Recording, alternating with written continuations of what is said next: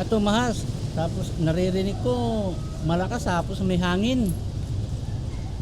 May hangin yung ano, kapon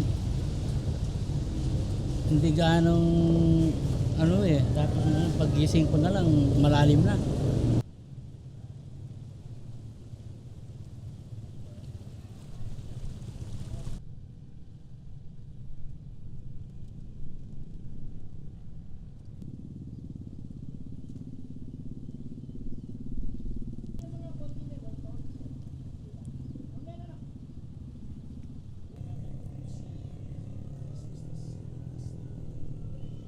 Napakalas ng ulan kagabi.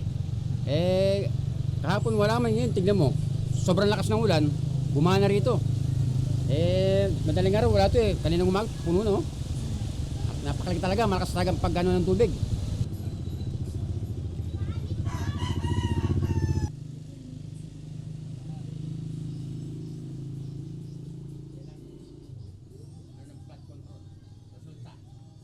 Ito po yung resulta ng flood control na hindi nila nagawa. Yan po. Kitang-kita nyo po, ang laki ng tubig. Pero kung nagawa po siguro yun, baka ngayon hindi mangyayari itong ganitong sitwasyon. Napakalaki po talaga. Sana po sa mga tao,